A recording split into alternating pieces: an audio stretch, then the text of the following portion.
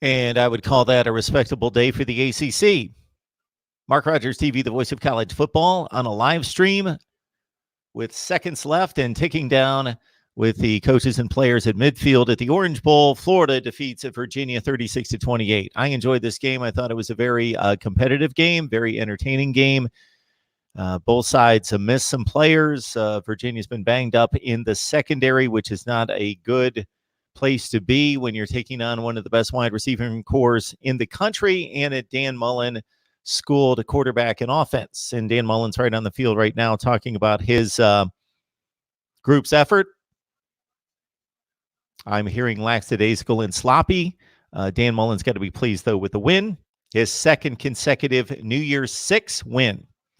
So we will talk Florida football. We will talk Virginia football and get your thoughts on the Orange Bowl and the day in college football, with Louisville from the ACC taking out Mississippi State of the SEC, Western Michigan, Western Kentucky going to overtime, and then we had a Cal win over Illinois, 35-20. So welcome into Mark Rogers TV, the voice of college football. I'll be checking the live chat for your comments, of course.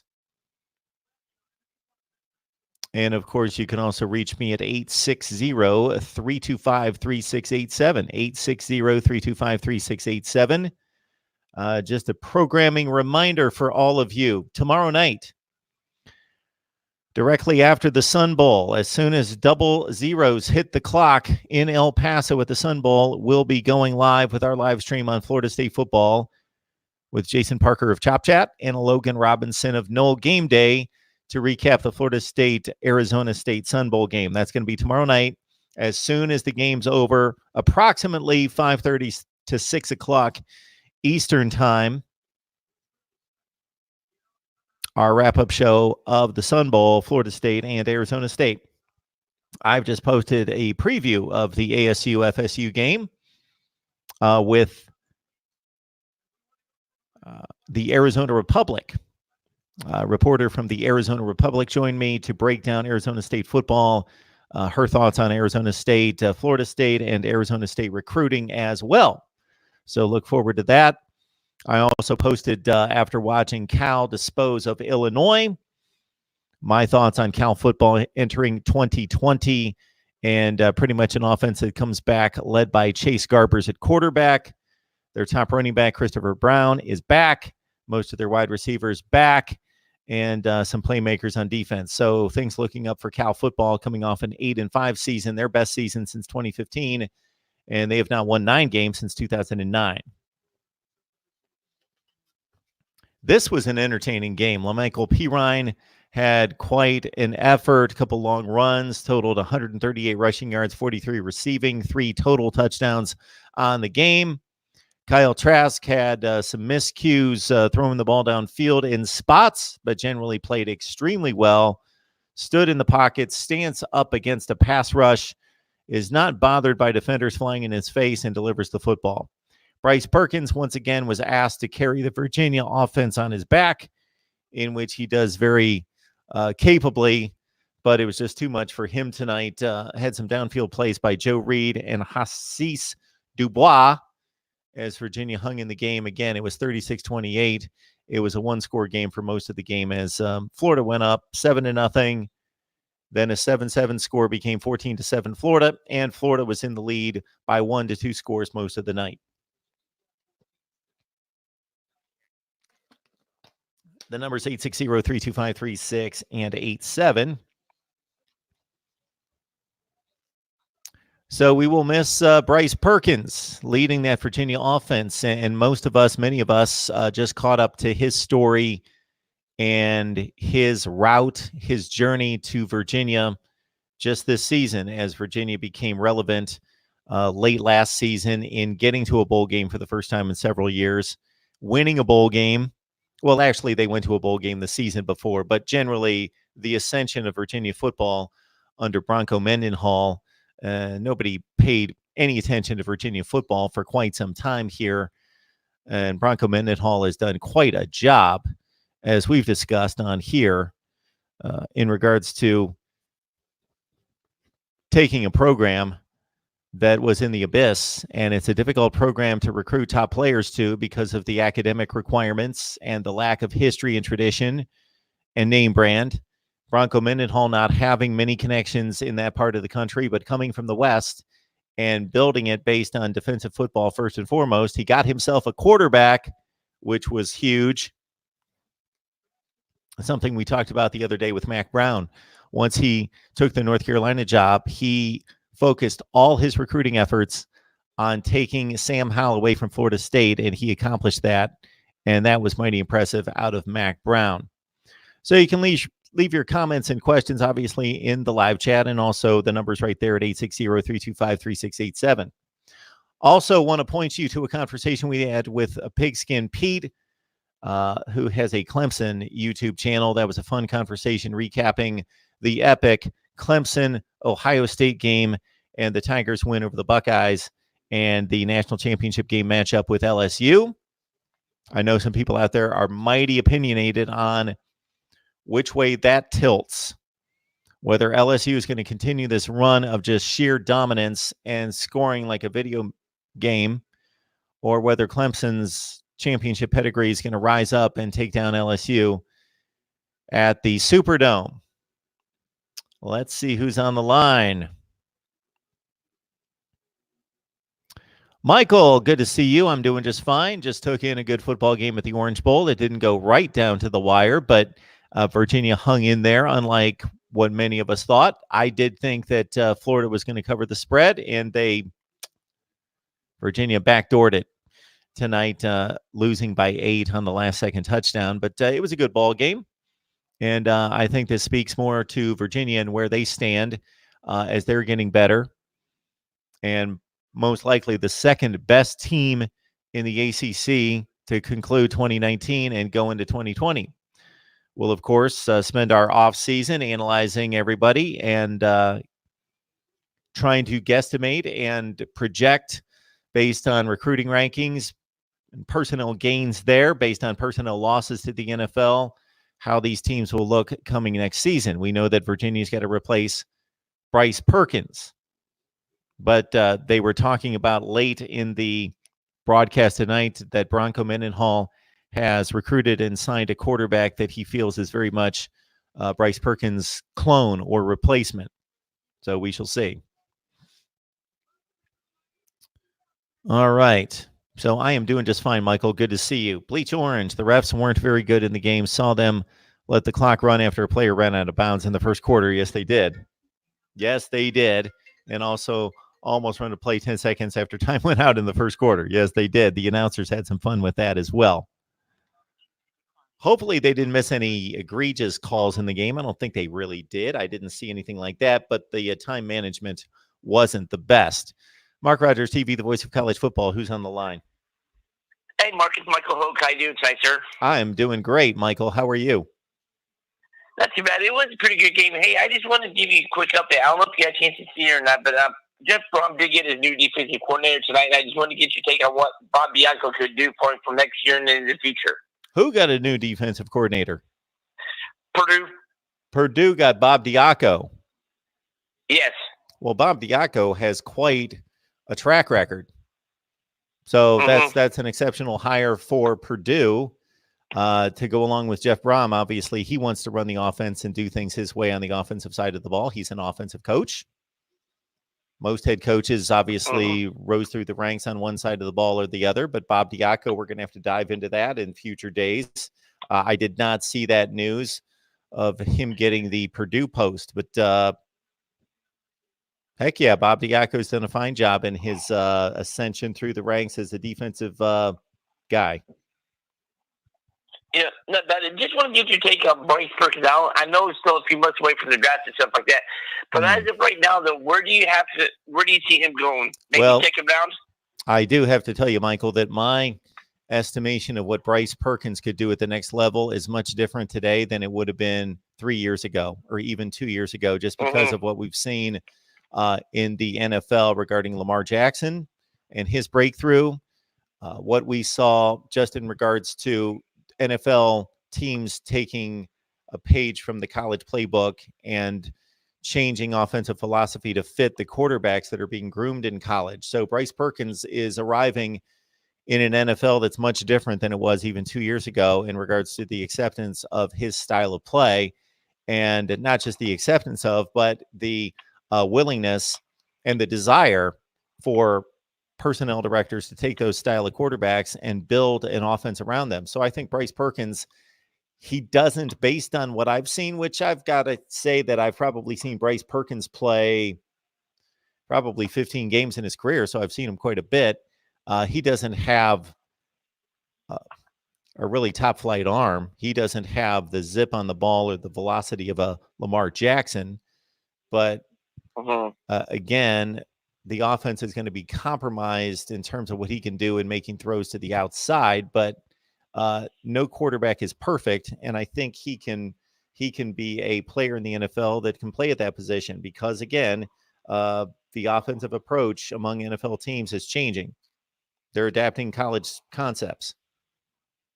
Another thing I'm trying to figure out, of the 5 games tomorrow, what is maybe most 2 or 3 intriguing games that might have you interested in? Maybe you watch from start to finish tomorrow. I'm thinking the Utah, Texas, Navy, Kansas State, and the Florida, Arizona State game. Florida State, Arizona State game. Well, if I could only watch one game tomorrow, I would watch Utah and Texas. I think that has been, in looking at the Pac-12, Big 12 matchup in the Alamo Bowl, has almost every year not disappointed. Last year, Washington State took on Iowa State. That was a great game, went down to the wire, 28-26 game. Texas, despite having a down year at 7-5, this is another mark of this game that we've seen between the Pac-12 and the Big 12, that we've seen maybe a team win 10 games and another team win only 7 or 8 games, and it'd be a disappointing year.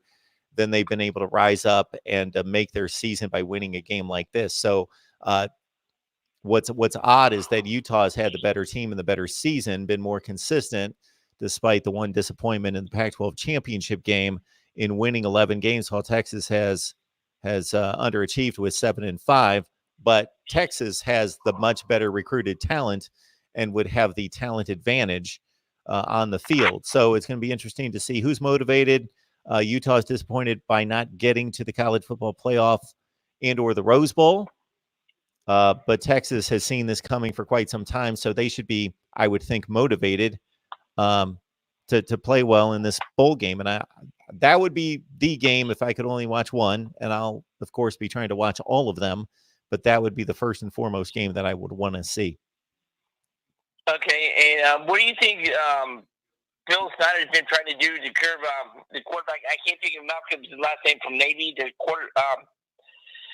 Malcolm Perry. How much trouble do you think he has in film study trying to detain him for tomorrow's game? Well, Bill Snyder's no longer at Kansas State. So Chris Klieman. I thought he was still there after this season. I thought he was still coaching there this year. Nope. No, okay.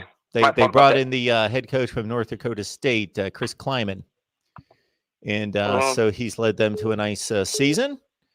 And that's always the challenge when you have to face one of the service academies. And unlike maybe a team from the ACC that sees Georgia Tech on a regular basis and what they used to do under Paul Johnson, I don't know when the last time Kansas State saw a service academy style of offense, but the performances of the service academies, if you run through them, and I did this fairly recently, it's very spotty against the Power Fives because there's a talent disadvantage. Now, not so much in this game with Kansas State, but a talent disadvantage. But of course, the scheme is something that these Power Fives don't see on a regular basis. So it's how well can you discipline your players on defense to see something that they've never seen before and do it in 3 to 4 weeks, and just lock them in on playing this style of defensive football against this type of offense, and have them basically forget a lot of what they've been playing against in the Big 12 the entire season. All right. That's about it for me. I will get back in touch with you tomorrow after the game. Have a great night, Mark. Thanks, Michael. I appreciate it. Take care. Bye-bye. And to Michael's point as well, it's up to the coaches as well to educate themselves on triple option football. the triple option attack. So the coaches, before they can teach it, they have to educate themselves. And there's usually somebody on the staff to lean on to a certain extent, whether that be on the offensive side or the defensive side. So there might be an offensive coach on the staff that has coached that in the past that the defensive staff's going to rely on to teach them to get the team prepared. And they got to do a crash course on the triple option attack so that they can therefore obviously teach their team how to defend it. All right. We've got Easy Miller. Florida should have scored more points and proven why they could beat Georgia. A lot of their past defenders are not good. Yeah, they got lost in the secondary at times during this game. There's no question about that. And they got beat deep. And if Perkins would have been on the money on a few throws, they would have scored more points. Mark Rogers TV, the voice of college football. Who's on the line? Hey, this is Jeff in California. Hello, sir. How are you? Doing well, thank you. More of a fundamental question about the future of football, especially college football, given all the attention to head trauma and other serious injuries that could arise, and how helmets in the future are going to be able to withstand a blow from Howard Stern's penis. Okay.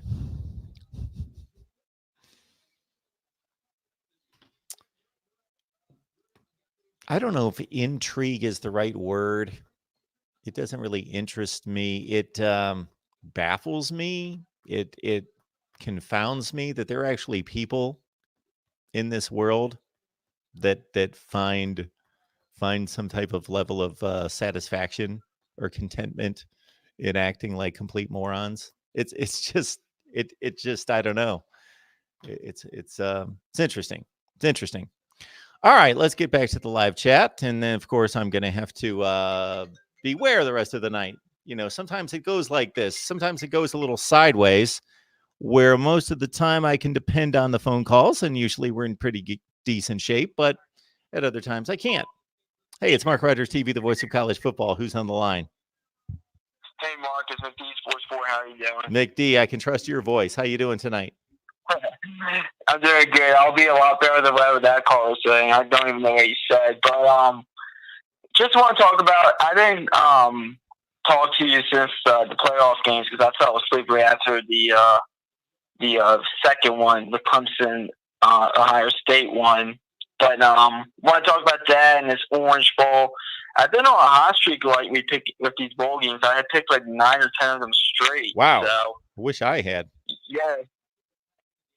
Yeah, I picked Louisville in the Belk Bowl, and all the other ones went correctly for me. So, I think the one thing I want to say about Oklahoma, the LSU-Oklahoma game, is that Oklahoma, I am going to be very tough on them, just like I'm going to be very tough on them, just like I'm going to be very tough on Georgia in 2020. Those two teams need to prove to me that they could hang with the big boys. I don't think Oklahoma's defense, I think it's so bad, the Oklahoma defense, that I don't think it can hang with the big boys. So until I see a better Oklahoma defense, I'm just going to come out and say right now, if Oklahoma's in the college football playoffs, they will lose every time by at least 3 touchdowns. I mean, you cannot run that defense out there and expect to win against the big boys. And what I mean by the big boys, I mean Clemson, LSU now. I'm still going to throw Alabama in that list because I think Alabama's going to be back in there in 2020. I think this was just kind of a fluke year. Tua was injured. And they just got good news. The linebacker, Moses, is coming back for his senior year. So that's always good news. And then Clemson, of course. Until Oklahoma can prove they can hang with the big boys. Same thing with Georgia, because I don't think Georgia's offense, their offensive system, is good enough for them to hang with the big boys as well. Because you saw against LSU, I think if even they made the playoffs, there would be a similar result against Clemson, Ohio State, and of course LSU.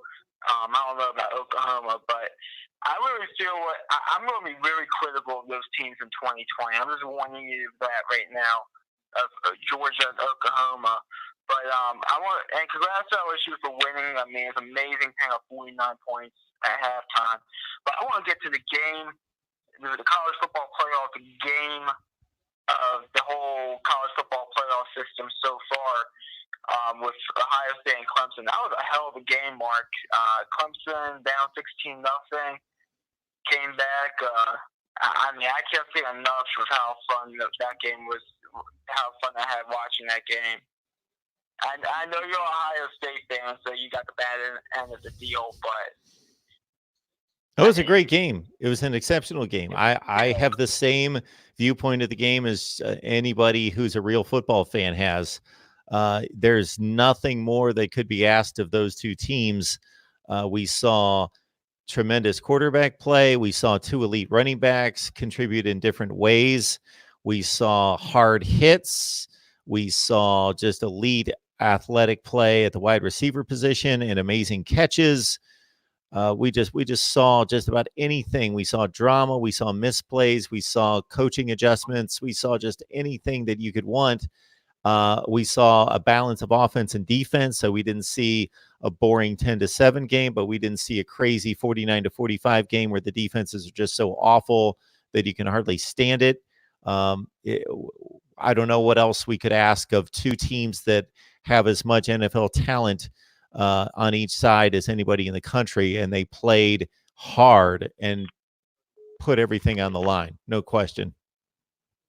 Yeah, I was so tired after watching that. I was going to stay up, but to talk about it, I was just extremely tired.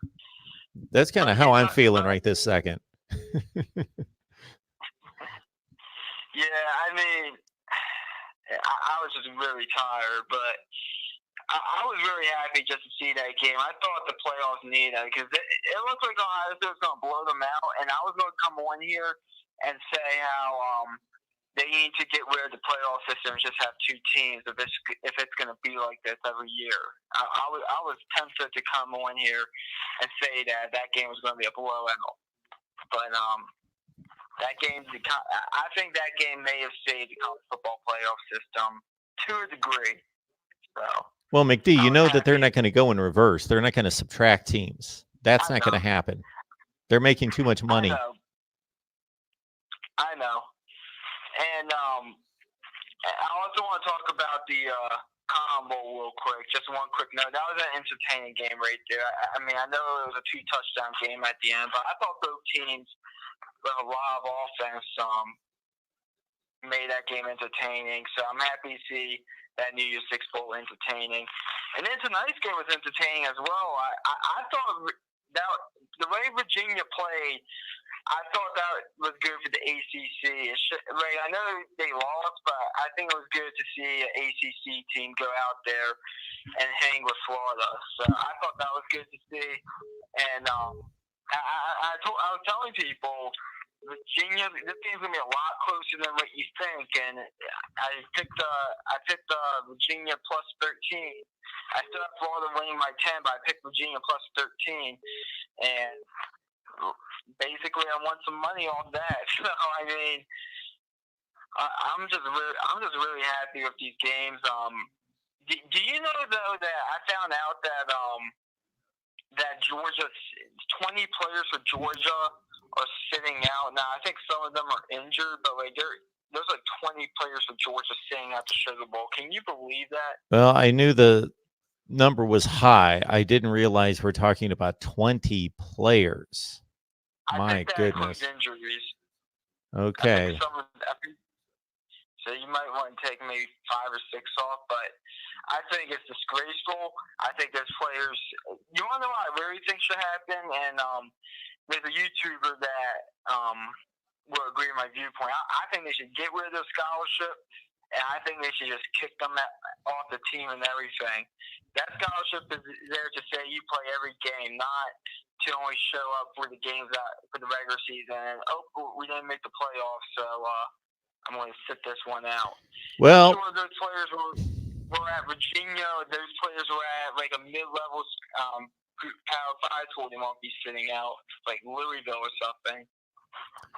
Well, I've got some similar thoughts about that, McD, but there's some issues there. So, unfortunately, wielding discipline like that sounds good, and I'm all for it, but then you would take a huge backlash in a number of ways. So, number one, at the point in which these players are sitting out this bowl game, they don't care about their eligibility anymore because they're done.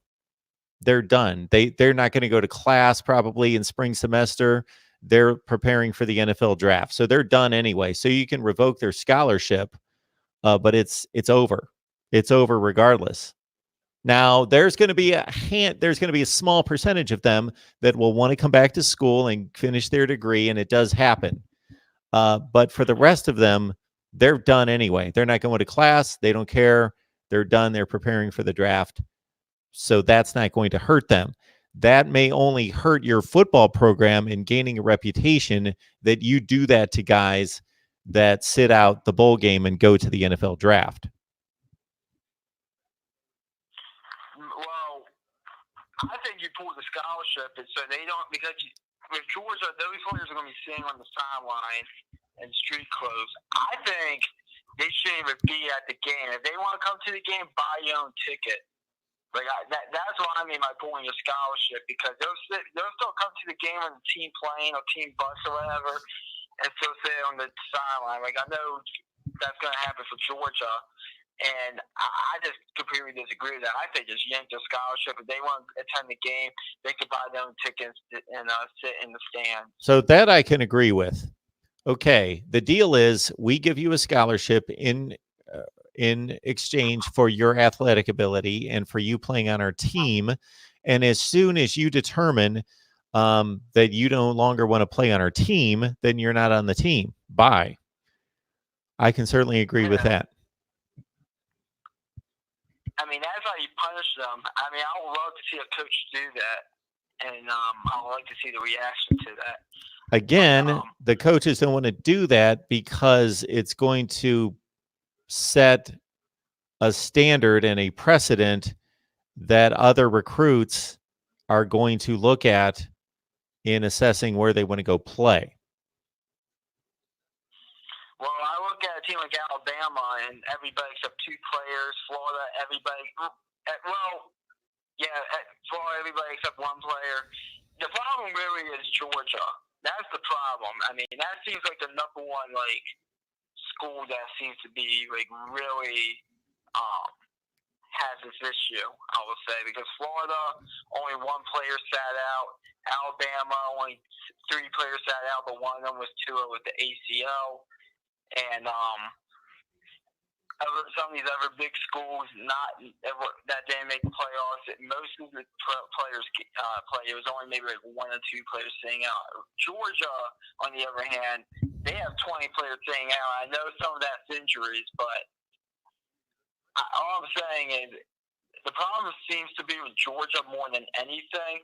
But my 2 cents on it is I think they should take away the scholarship. They shouldn't even fly on the team plane or whatever to the game or sit on the sideline in street clothes. I think if they want to attend the game, they could go commercial and pay for their own ticket. But that's my 2 cents on that whole issue. All right, McD. So that's all I really have. Hopefully we get some more good bowl games. I saw the hype video of the 5-star recruit by King Jerry from Maryland in mailing gear and doing a photo shoot rather. So that was nice to see. Unlike other schools like South Carolina, they can't. They don't have a pre-commit from their 5-star recruits. So. Okay, McD, I'm going to take this other call here. I appreciate you calling in, sir.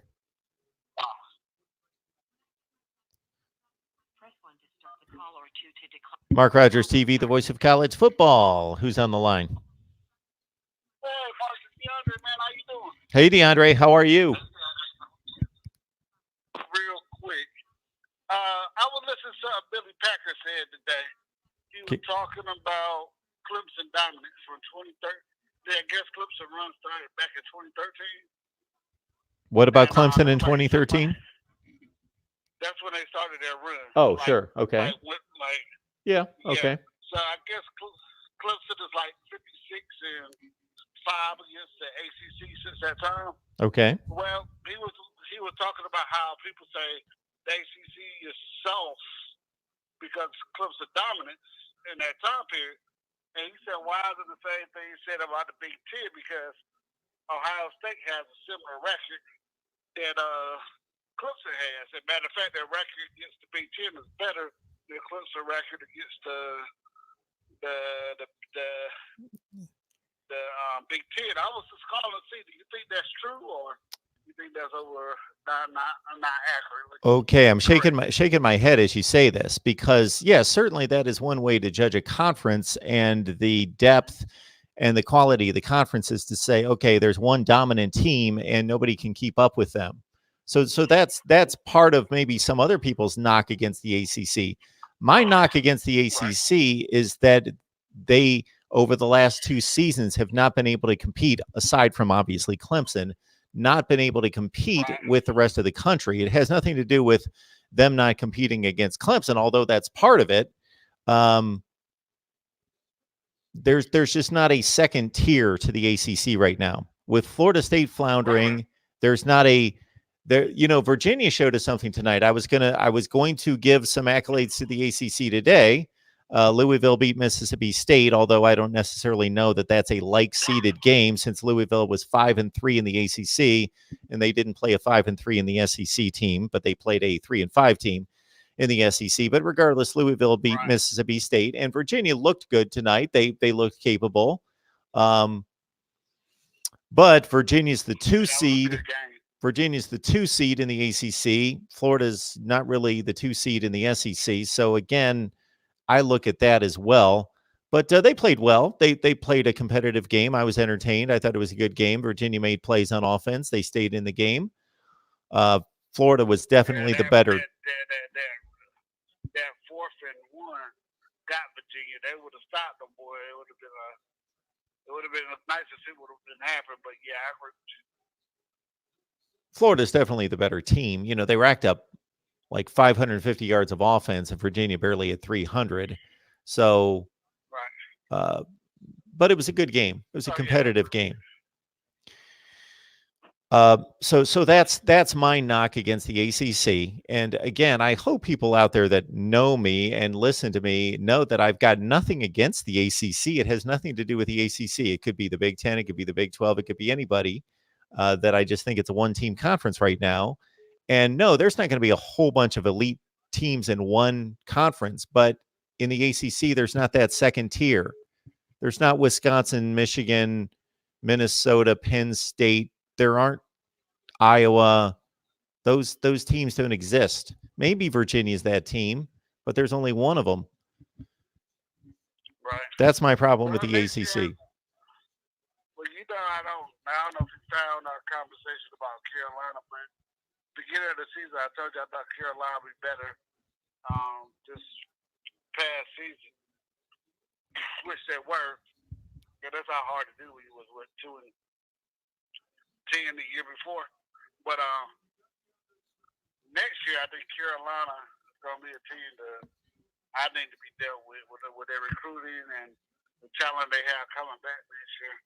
I think Carolina's going to be a whole lot better, but the bowl game was good. I enjoyed it. Florida put on a good show. I watched the Louisville Mississippi State game. I guess everybody's hard on the rails because Mississippi State was hit when they held them in the whole game, and nobody seemed like they called that particular foul. But I'll let somebody else get a chance to talk, because I talk to you all the time. So I appreciate it. I enjoyed you and Pinsky and Pete's conversation. And yes, I still need to be 10 minutes off. But that's not here or there. But you enjoy your night, Mark. Hey, DeAndre, before you leave, we're thinking along the same lines. So earlier today, I posted a video previewing North Carolina for 2020 because I love the offensive firepower they have. Javonte Williams, Michael Carter at running back, Daz Newsome, Diame Brown at wide receiver, Bo Corrales, the quarterback, obviously, and Sam Howell. I went through the offense, went through the defense, went through the schedule. They've got UCF and they've got Auburn next year, non-conference. That's interesting. I don't get it. I mean, I don't know why they're playing Auburn in Atlanta. I mean, I get it, but I don't know why would you do that. Yeah. So I don't know when that game was made, but yeah. But they got a defensive end coming. It depends on which publication you read. Yeah. He's like either 1 or number 3 named Evans. He lived down the street from me. 6'7", 265 already. Now the problem is he plays in a 3A school level, so he's playing in North Carolina. It's the second biggest division, but the area that he plays in is really, really small. Like their school, Lee County, they were beating somebody 60-0 by halftime. Wow. I mean, whoever does that, we got the mercy rule here in North Carolina, so they ran the clock. So it could have been a lot worse than what it was, but just to show you how good they were, and they still scored like 30 points with a running clock, because even through halftime, it runs. And they still came out and scored like 30 points against that particular team. So it's hard to say his talent level, but he's a big boy, and you're going to enjoy watching. I mean, I've seen some places say that he's ranked higher than Breesy, who's scoring the clips, and Murphy, but it just depends on which publication that you read. So I can't see him in Carolina next year. Okay, DeAndre. Yep. Thank you so much. I appreciate it. You have a good night. All right, folks. I've got a comment on the screen from Zachary Vega, and Zachary donated with a super chat. I've not been able to find it in the stream to post on the screen, but I just wanted to thank Zachary thank you so much for the super chat. And I got to say I'm running a bit on fumes, but I'll try to make it through these comments on the live chat here. Yeah, Bleach Orange, I got to go, I think, as well. It's been a long day. It's been a long week and a long season. And we got to make sure we're close to our best tomorrow and New Year's Day, obviously, with all the big bowl games coming up and the national championship. And it's my aim to be just so much better next year than I was this year. So that's the aim right here. Mark Rogers TV, the voice of college football. I think I've got some ideas on how we can make this a better product for you. And certainly we want to have a live stream schedule that's available for you so you're not guessing on when we're going live. But that's been difficult to do based on work situations, first and foremost. So, yeah, I was going to address my thoughts on the ACC, but we can do that at another time. I thought it was a good day for the ACC. Again, though, we got to take these wins and losses into context. So, yes, Louisville beat Mississippi State. So some people will certainly say, hey, I'm an ACC guy. Louisville beat Mississippi State. That's a win. Yes, it's a win for the ACC against the SEC. But if you took the ACC and ranked the teams 1 through 14, and you took the SEC and ranked the teams 1 through 14, Louisville would rank much higher on the scale of ACC teams than Mississippi State for SEC teams. It was not necessarily a fair seeded matchup. So keep that in mind. Yes, it's a win for the ACC, but not necessarily a like-seeded matchup. I would say the same for Florida and Virginia. Virginia at 6-2 in the ACC, certainly the 2 seed in the ACC. Florida, are they the 2 seed in the SEC? No, they're not the 2 seed in the SEC. You could say that's Alabama. You could say it's Georgia. You could say Auburn's in front of Florida. Although, no, you would have to say Florida at 6-2 in the SEC would be the clear 4 seed in the SEC. LSU, then you could argue Alabama or Georgia. Of course, Georgia won the division. And then Florida at number 4. So Florida's the 4 seed. They're taking out Virginia, the 2 seed in the ACC. So let's put these into context again. So that's the 4 seed in the SEC defeating the ACC's 2 seed. And doing it generally by 2 scores. Sure, they gave up a late score to make it an 8-point game. Virginia, I thought that they put up a great fight. They played well. They played a more competitive game than I anticipated, but Florida outgained them by 250 yards. It was still, there was a decidedly better team on the field tonight. All right, Jay Jobs, I appreciate it. Congratulations, George, on your Gators winning the Orange Bowl. Dan Mullen's doing a great job at Florida. I think as I was watching that game, I'm thinking, okay, look at what's happening to Georgia right now. Still recruiting out of their minds, still winning the division the past 3 seasons now, but they might be at a bit of a crossroads at Georgia in regards to maintaining elite status or getting to elite status, depending on where you have them in your mindset. There are some things going sideways a bit at Georgia, just in regards to it's not a good look when they continue to lose big games. And we'll see what they've got for Baylor. But guys sitting out at the alarming rate that they have them sitting out, it just looks like they give up at the end of seasons. And that's what's happened at Georgia the last 2 years. But we'll see against Baylor. I don't know that Baylor's the best test for this football team, but they certainly laid down against Texas last year to a certain extent. All right, everyone. I appreciate everyone who joined the live stream tonight. And I do want to post it. There we go. I found it. Zachary Vega, appreciate your contribution to the super chat. Do you think it's Florida's talent at defensive back or Todd Grantham's schemes that seem to cause problems for them against good quarterbacks on third down? It been their only glaring weakness all year. Okay.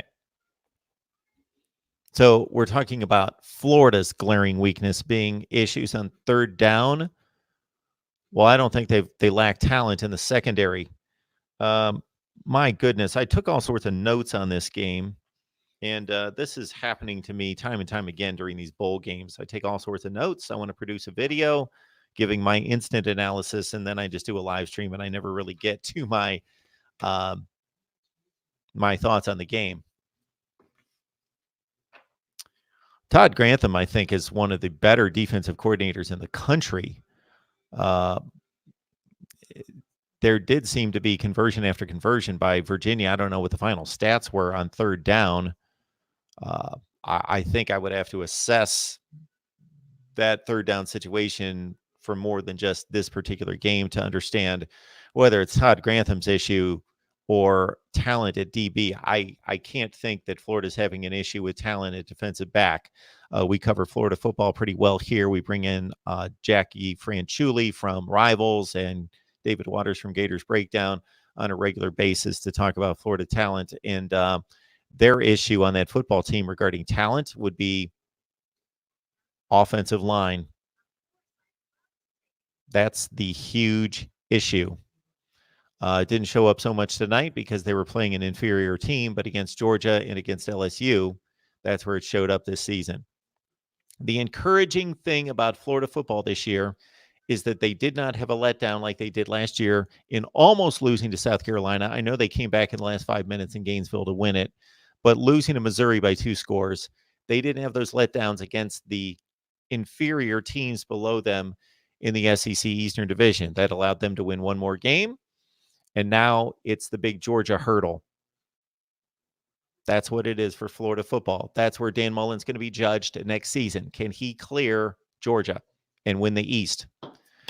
All right, everyone. We'll be back tomorrow for sure following the Sun Bowl. Florida State, Arizona State. We will do at least an hour live stream of our Florida State Seminoles live show as soon as the clock strikes 0.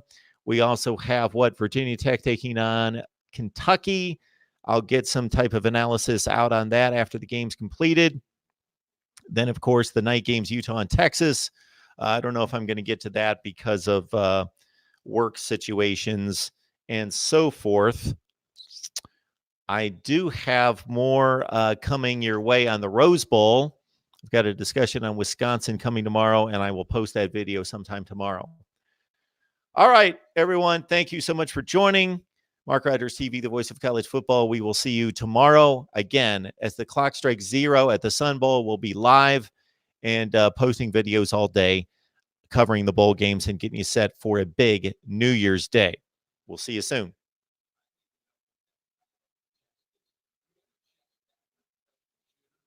Thanks, David.